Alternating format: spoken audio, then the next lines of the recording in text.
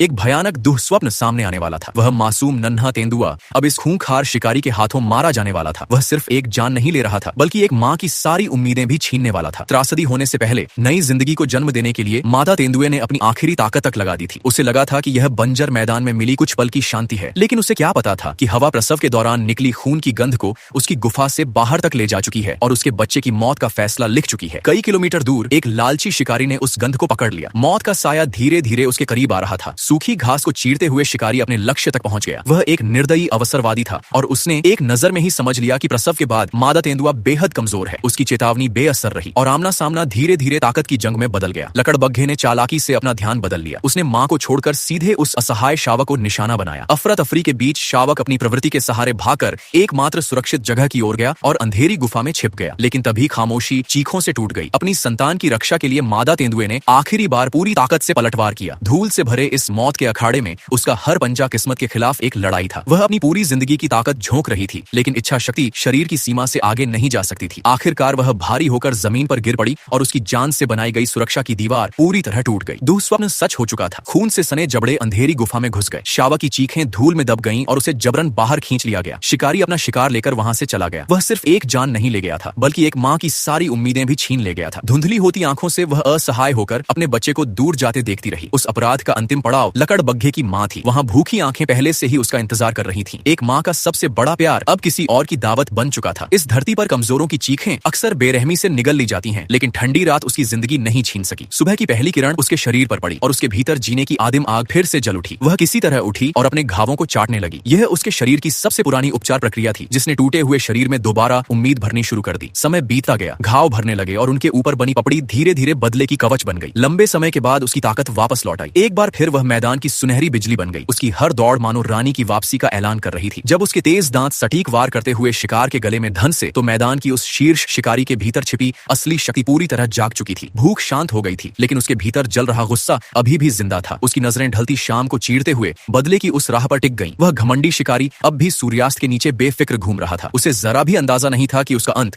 उसके बेहद करीब आ चुका है। इस बार शिकारी और शिकार की भूमिकाएं पूरी तरह बदल चुकी थीं। न कोई दहाड़, न कोई चेतावनी। अंधेरे साए से सुनहरी मौत बिजली की तरह बाहर निकली। उसके हमले में तूफान जैसी ताकत थी। इस बार बच निकलने की कोई संभावना नहीं थी। बदले के उन तेज दांतों ने अपराधी के गले को सटीक निशाना बनाया और उसका अंत कर दिया। लेकिन वह रुकी नहीं। वह अपने दुश्मन की लाश को पीछे छोड़कर सीधे उस गहरी खाई की ओर बढ़ी, जहां उसके बच्चे को दफन कर दिया गया था। किस्मत ने एक क्रूर चक्र पूरा कर दिया था। वह ऊंचाई पर खड़ी होकर गुफा को नीचे देखने लगी। अब मौत का साया उस अपराधी की पूरी मां पर छा चुका था। धूल बैठ चुकी थी। सारे पुराने हिसाब उसके पीछे दफन हो चुके थे। उसने पीछे मुड़कर नहीं देखा। वह अकेली ढलते सूरज की ओर चल पड़ी। इस मैदान में वह सिर्फ एक अकेली बची हुई